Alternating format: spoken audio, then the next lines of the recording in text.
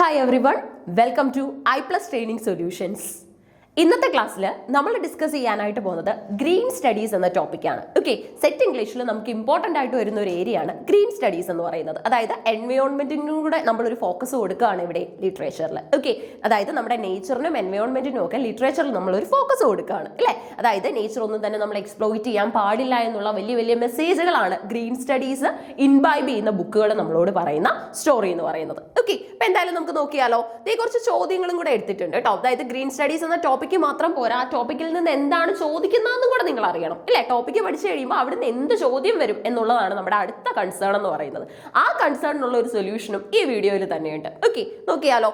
ശ്രദ്ധിച്ച ഗ്രീൻ സ്റ്റഡീസിന് മറ്റൊരു പേരുണ്ട് കേട്ടോ, എക്കോ ക്രിറ്റിസിസം. പേര് കേട്ട് കൺഫ്യൂസ്ഡ് ആവരുത്, രണ്ടും ഒന്ന് തന്നെയാണ്. Green studies or eco criticism in English literature examines the relationship between literature and the environment, exploring how nature, ecological crises like climate change, deforestation, human nature interactions and sustainability are depicted, critiqued and imagined in texts from romantic poetry, Wordsworth to contemporary climate fiction, sci-fi അല്ലേ. അപ്പൊ നമ്മുടെ ക്ലൈഫൈയിൽ എത്തി നിൽക്കുകയാണ് ഇന്നത്തെ ശരിക്കും നമ്മുടെ journey എന്ന് പറയുന്നത്. അതായത് ആദ്യം നമ്മൾ ഈ നേച്ചറിന് ഫോക്കസ് കൊടുക്കുന്ന ആദ്യകാല റൈറ്റേഴ്സ് ആയിട്ട് കാണുന്നത് റൊമാൻറ്റിക്സിനെയാണ്. നമ്മുടെ കോളറിഡ്ജ്, നമ്മുടെ വേൾഡ്സ്വർത്ത്, നമ്മുടെ ചാൾസ് ലാംബ്, നമ്മുടെ ബൈറൺ, ഇവരെയൊക്കെയാണ് ശരിക്കും ആ ഒരു ഏരിയയിൽ നമ്മൾ കാണുന്നത് അല്ലെ.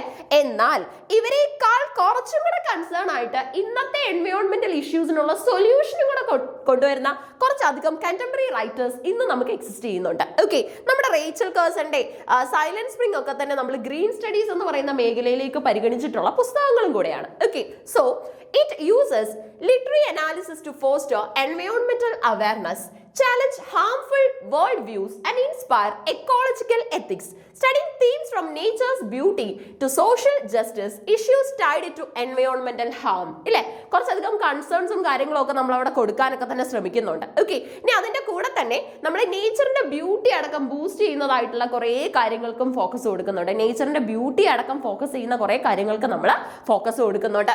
It uses literary analysis to foster എൻവയോൺമെന്റൽ awareness, challenge harmful world views and inspire ecological ethics, studying themes from nature's beauty to social justice, issues tied to environmental harm. Okay, environmental harm അടക്കം reason ആകുന്ന പല കാര്യങ്ങളും നമ്മൾ break ചെയ്യാൻ ശ്രമിക്കുന്നുണ്ട് അല്ലെ. നമുക്ക് ഒരിക്കലും നേച്ചറിന് ഒരു ഹാം ഉണ്ടാവാൻ പാടില്ല. That we believe in sustainable development അല്ലെ.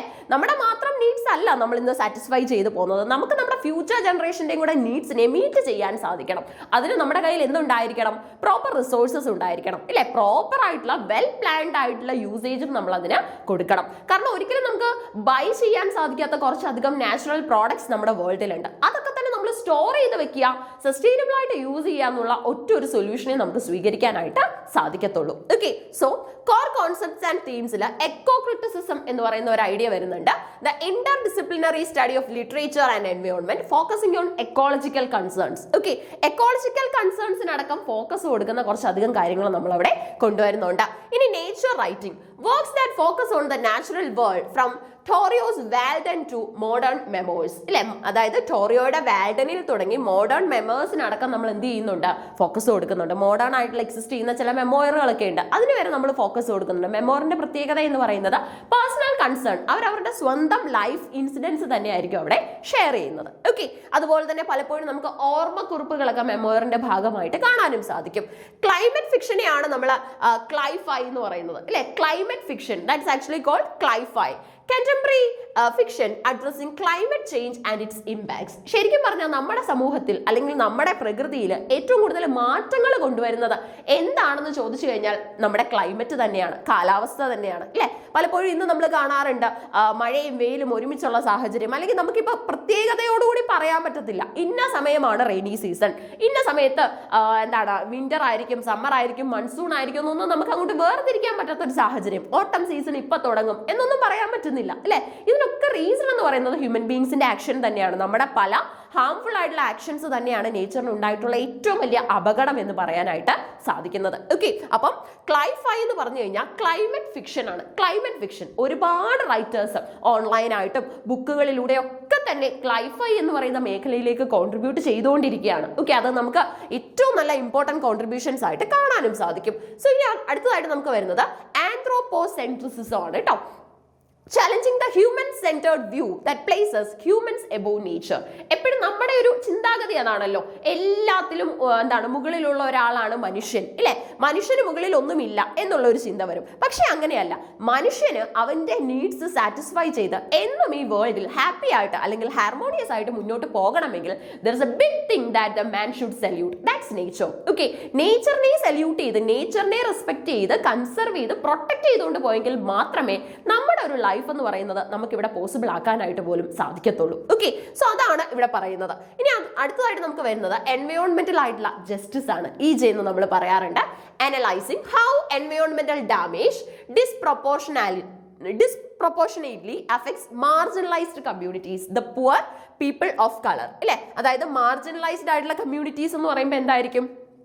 മാർജിനലൈസ്ഡ് ആയിട്ടുള്ള കമ്മ്യൂണിറ്റീസ്, അതായത് ഈ മാറ്റി നിർത്തപ്പെടുന്ന സമൂഹം ഉണ്ടല്ലോ. നമ്മുടെ സബേൾട്ടണിലൊക്കെ തന്നെ നമ്മുടെ ഗായത്രി ചക്രവർത്തി സ്പിവാക്ക് പറയുന്ന സംസാരിക്കാൻ പോലും, അവകാശങ്ങൾ ചോദിച്ചു വാങ്ങാൻ പോലും അവകാശമില്ലാത്തവർ, അവരാണ് ശരിക്കും പറഞ്ഞാൽ മാർജിനലൈസ്ഡ് ആയിട്ടുള്ള ഗ്രൂപ്പ് എന്ന് പറയുന്നത്. ഓക്കെ, ഇനി നമുക്ക് എക്കോ സെൻട്രിസിസവും എക്കോ എത്തിക്സും ഒക്കെ വരുന്നുണ്ട്. Promoting A world view that values all life and natural systems. ഇല്ലേ? എല്ലാ ലൈഫിനെയും നാച്ചുറൽ സിസ്റ്റത്തിനെയൊക്കെ തന്നെ സല്യൂട്ട് ചെയ്യുന്നതായിട്ടുള്ള കുറേ കാര്യങ്ങളാണ് നമ്മളിവിടെ അഡ്രസ് ചെയ്യുന്നത്. കീ ഏരിയാസ് ഓഫ് സ്റ്റഡിയിൽ ലിറ്റററി റെപ്രസെന്റേഷൻ വരുന്നുണ്ട്. How nature, pollution, species, loss and resource depletion are portrayed. Human nature interdependence. Okay, showing the deep link between human society and ecological system. അല്ലേ? Human സൊസൈറ്റിയും ecological system ഒക്കെ തമ്മിലുള്ള ഒരു വലിയ deep link ഉണ്ട്. അത് ശരിക്കും പറഞ്ഞാൽ ഇന്ന് നമുക്ക് നിലനിർത്തിക്കൊണ്ട് പോയേ പറ്റത്തുള്ളൂ. ഒരിക്കലും നമ്മുടെ എക്കോളജിയെ ഡിസ്ട്രോയ് ചെയ്തുകൊണ്ട് നമുക്ക് ഇവിടെ ഒരു ലൈഫ് എന്ന് പറയുന്നത് പോസിബിൾ ആക്കാനായിട്ട് സാധിക്കില്ല. അല്ലേ? ചെറിയ ചെറിയ രീതിയിലുള്ള നമ്മുടെ ഭാഗത്തു നിന്ന് സാധിക്കുന്നതായിട്ടുള്ള കാര്യങ്ങളെങ്കിലും നമ്മൾ എന്തിനു വേണ്ടി ചെയ്തിരിക്കണം?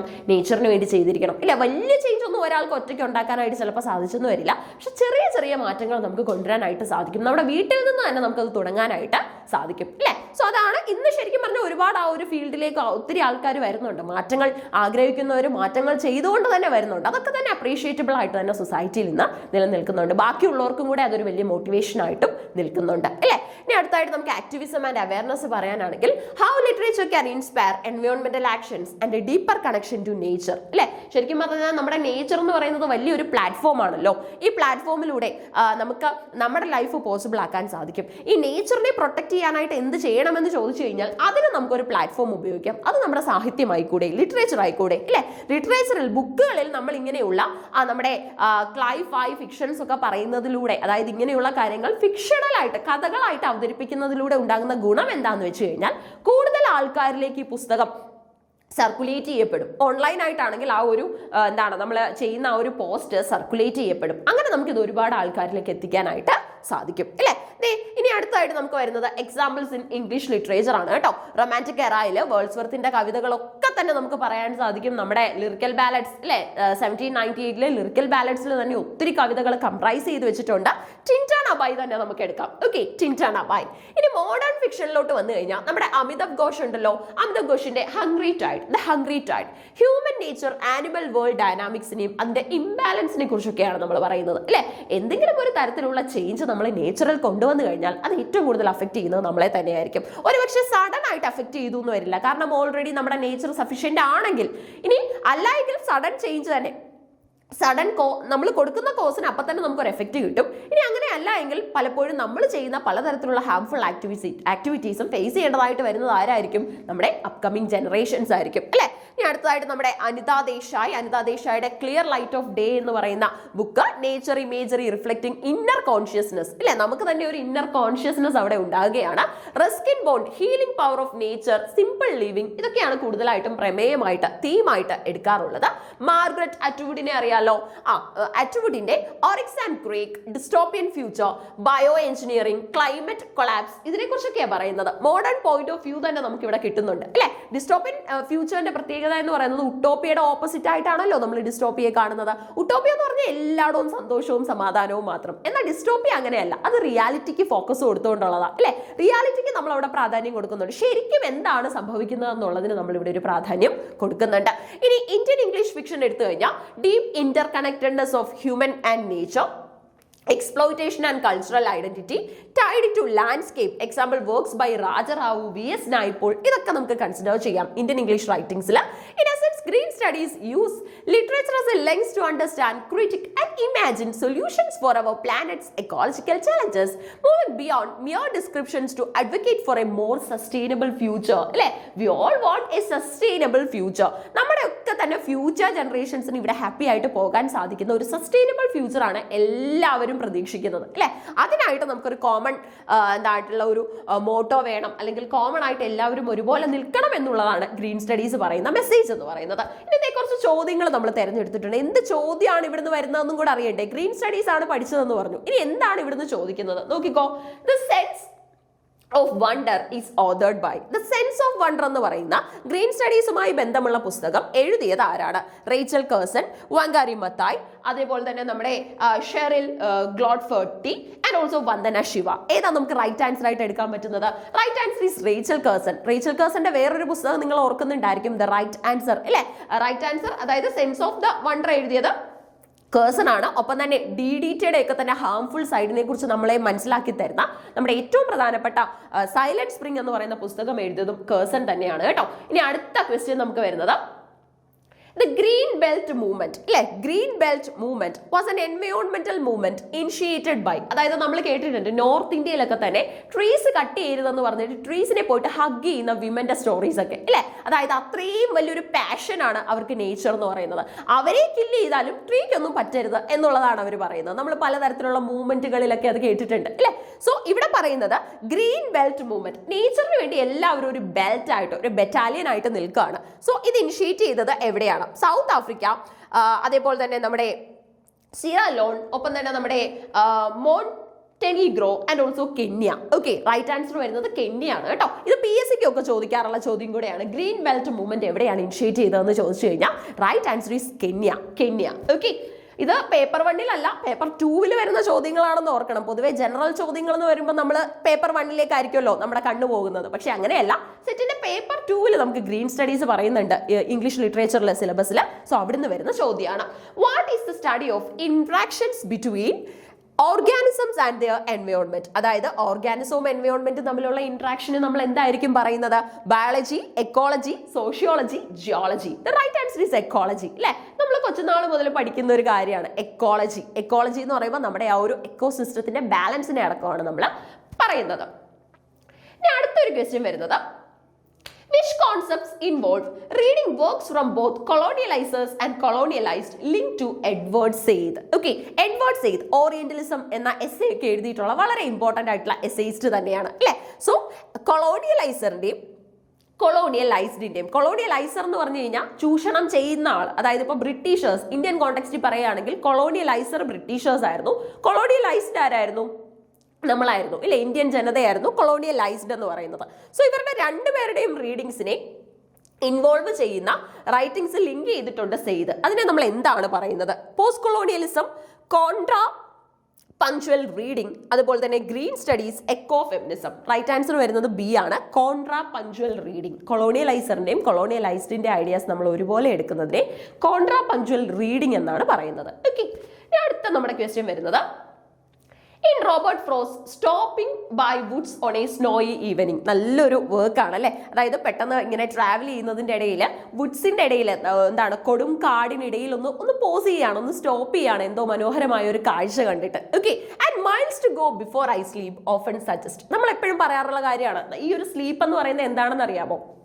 അതായത് രണ്ട് മീനിങ്ങിൽ നമുക്ക് എടുക്കാം. ഒന്നെന്ന് പറയുന്നത് ആ ദിവസത്തിന്റെ അവസാനം സ്ലീപ്പിലൂടെയാണല്ലോ, ഉറങ്ങിക്കഴിയുമ്പോഴാണ് ആ ദിവസം, ഉറങ്ങുന്നതോടുകൂടിയാണ് ആ ദിവസം അവസാനിക്കുന്നത്. ഇനി നമ്മുടെ എറ്റേണൽ സ്ലീപ്പ് ഉണ്ടല്ലോ, നമ്മുടെ മരണം. സോ രണ്ടുമാകാം, അല്ലേ? So miles to go before I sleep എന്ന് പറഞ്ഞാൽ നമുക്ക് ഒരുപാട് ലക്ഷ്യങ്ങളുണ്ട് ജീവിതത്തിൽ ഇനിയും കവർ ചെയ്യാനായിട്ട് എന്നുള്ള ഒരു സിംബോളിക് മീനിങ് നമുക്ക് എടുക്കാം. പ്രൈമറി ലെവലിൽ നമുക്ക് അന്നത്തെ ദിവസം നമ്മൾ നമ്മുടെ ഡെസ്റ്റിനേഷൻ എത്തുന്നതിന് മുമ്പ് ഇനിയും നമുക്ക് ഒരുപാട് സഞ്ചരിക്കാനുണ്ട് എന്നുള്ള മീനിങ് എടുക്കാം. വളരെ ഫേമസ് ആയിട്ടുള്ള ലൈനാണ്, അല്ലേ? ഇത് എന്താണ് സജസ്റ്റ് ചെയ്യുന്നത്? A love for nature, literal tiredness, life's responsibilities and mortality, and also desire to explore. Right answer വരുന്നത് ലൈഫ്സ് റെസ്പോൺസിബിലിറ്റീസ് ആൻഡ് മോർട്ടാലിറ്റി ആണ് അല്ലേ. ലൈഫിൽ നമുക്ക് ഒരുപാട് റെസ്പോൺസിബിലിറ്റീസ് ഉണ്ട്.